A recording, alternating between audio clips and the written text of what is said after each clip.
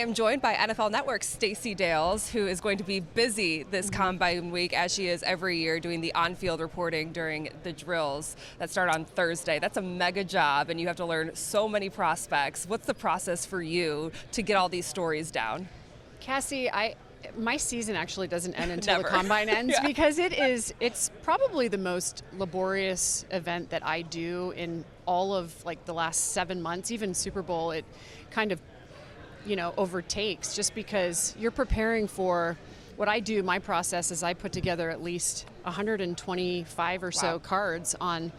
I go through all the big boards just like everybody else. I do watch a bit of stuff, but it's more for me stories and interviews and how these young men present themselves and the backstories behind like an Ashton Genty who spent time in Italy because of his father's military experience. So stories like that I hope to bring out during our broadcast. That's very interesting, because when you have so many prospects, and right now to most people I think they're just names. They're these guys that, hey, maybe they'll go in the first round, maybe they'll go in the second round, but you get to bring them to life. You mentioned Ashton Genty. Any others that stand out as just really interesting backgrounds? Well, I think also character's a big part of it too, and like when you talk about a Travis Hunter, who's this phenom, this two-way player, like what is he like as a human being? How can we convey his personality? We may not see him work out.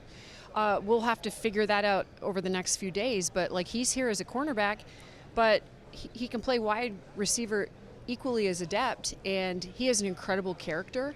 So that has become sort of a talking point. But there's a ton of stories. I think about Will Campbell, the tackle out of LSU, who he grew up on a farm. And he could very well become a Chicago Bear with that 10th pick, right? So you have guys like him. Colston Loveland, also the tight end out of Michigan. He grew up on a farm in Idaho.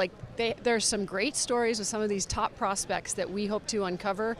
And I would just say, too, Abdul Carter, who's many at the top of their list, a number one player in this entire thing based upon big boards. He's obviously the edge rusher. He's only really come off the edge in his last year at Penn State. So he dominated, he was outstanding, but he didn't win the Collegiate Defensive Player of the Year, and is known to have done maxed out on push-ups. And so he is an ultimate competitor. So you wonder what he's going to do in terms of testing at the Combine. So there's just a lot. You take the backstory, you add what could be on the field here, and maybe what might not be on the field here if they don't opt to perform. You mentioned Will Campbell, which is a name Bears fans are very interested in, and obviously they go through all of the measurements and such at the Combine too, and people are saying, well, maybe Will Campbell will fall to the Bears at 10 because he has short arms. That's like the prototype thing that everyone's starting to discuss. With the Bears draft picks, they have 4 in the top 75. They're number 10. They can still get that blue chip player that they need and want. Do you think they prioritize offensive line or defensive line one over the other? I do. I mean, last year they targeted 2 skill players, right? It was Caleb Williams and Rome Odunze. I think that, history has shown us that the offensive line and the defensive line need help. And it's not just help. They are urgently needing help. And this group that we are going to see here this week of prospects is rich at the defensive line, whether you want a D-tackle like Mason Graham. I mean, what if I don't think he's going to be there at 10, but what if Mason Graham out of Michigan is available? I mean, he is a plug-in-and-play defensive tackle right now. He's a sure pick. He is great value. And if not, what if a Will Campbell is sitting there, or Calvin Banks, the tackle out of Texas, who is not just a great player, but all these guys, when they're in this upper echelon, their leadership capabilities are off the charts. They are fixtures in their locker rooms coming out of college. So I really think at 10, I don't know what the board shows us in Ryan Pohl's, big board room, but I would certainly think they would go to the trenches. A lot of it would be based off what happens in free agency, and Bears fans are hoping that they go after right guard Trey Smith, although Chiefs GM Brett Veach just said that they are also optimistic they'll be able to keep Trey Smith, so it's going to come at a premium, probably resetting the market. Do you think, because I look at the offensive line and I believe that Braxton Jones is likely to play another year at left tackle, and they'll move those 3 interior positions. What do you think is the most likely scenario for the Bears, starting with free agency and addressing the line? Well, I think they have the money to be able to do it, and so does that player fit the narrative of what Ben Johnson's looking for in his culture? But my biggest thing, and I'll go back to this, to training camp last year, Cass, when there was a competition for me at center last year, that was a concern. Because that to me is the most, tackles you could argue, but that's the most important position on the offensive line. If you look at any group that goes through the playoffs and has success, like they've notoriously had a great center. You look at Cam Jurgens with the Eagles, like Creed Humphrey for Patrick Mahomes. Regardless of how that line performed in the Super Bowl, those guys are fixtures in the middle. And so I really, again, like, it'll be interesting to see what the Bears do at 10 because of the tackles in this draft. But there are some really good interior players. Gray Zabel out of North Dakota State is outstanding. Yeah. Tyler Booker is outstanding. And Ryan Poles said today they want to play their best 5. So I think they're going to go with versatility with their offensive line. And I don't know if there's a center out there they're going to target in free agency. So I'm curious to see what they do with the interior. Interesting, too, because that would alleviate so much off of Caleb Williams, who had to handle so much with protections at the line of scrimmage last year as a rookie, which is a huge task. He did. I mean, cadence was a challenge for the young quarterback, as it is for any young quarterback. Getting in and out of the huddle, relaying that to his, and having guys to identify, Coleman Shelton in there, but they had a number of combinations. There was never real certainty, and obviously they dealt with injuries. So Caleb certainly could use, we'll see maybe later on, some of these center prospects that are upcoming. Actually, there's one coming out of USC that he played with. They might go in later rounds, but like you said, the Bears have 4 picks through 75. How much say do you think Ben Johnson will have in personnel?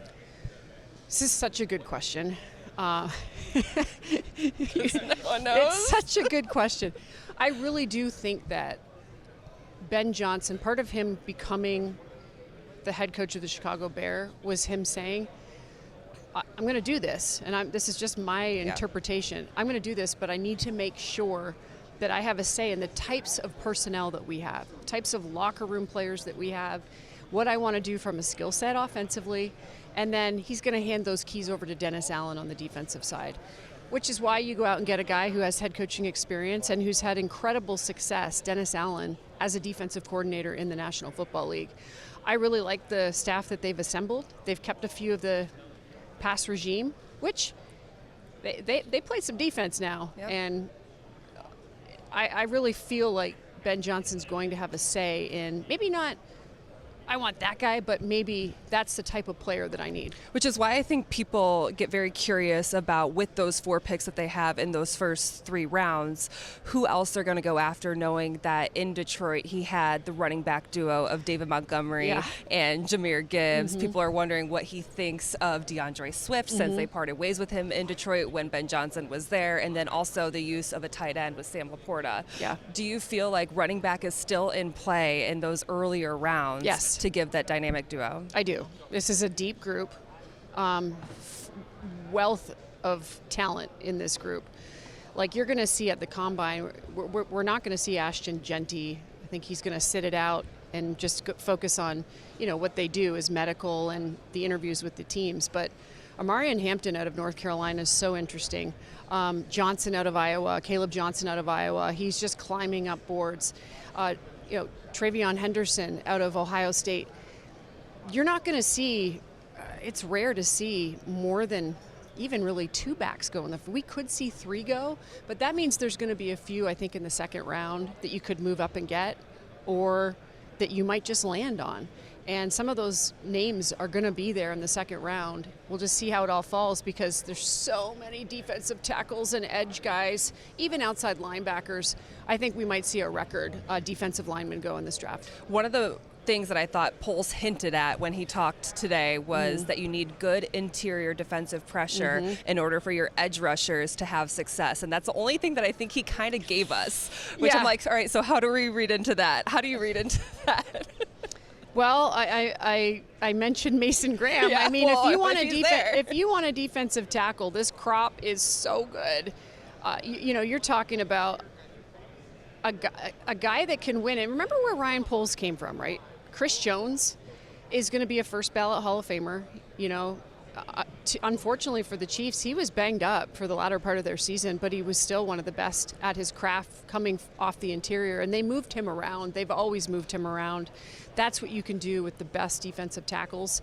And that's what you're going to see with really, there's 5 in this group, in this prospect group, that can be moved around in a capacity where you affect the quarterback. And I'm betting Montez Sweat is sitting somewhere saying, go get me a dog in the middle. Yep. What else did you take away from Ryan Poles today? That he does feel like there's been a shift in the culture, right, Cassie? I think you heard that too, that there's a palpable feeling with the new staff, the new regime, that things are shifting. We know that Caleb Williams, I mean, that's who everybody wants to know about, is spending a lot of time really getting to know Ben Johnson, who's going to be his play caller, and that's a priority.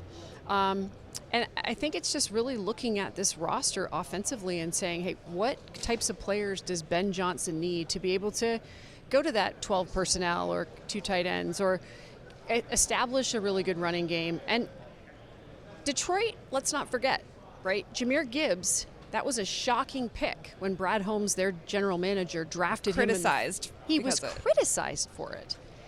But look how that turned out, right? Nobody could stop the guy. David Montgomery gets hurt towards the end of the season, and Jahmyr Gibbs carries the load in double capacity. I would not hesitate to think that that conversation has been had within the 4 walls at Hallis, and they've talked about, you know, some of these running backs that we just discussed. That's what makes the Combine so much fun, because right now we're like, what direction are they going to go in? And we'll find out in 2 weeks, of course, when free agency opens, but always so exciting. Thank you for making time. I know it's a busy week for you, and we're excited to watch you on NFL Network this week. You're the best. Thanks for Stacey. having me.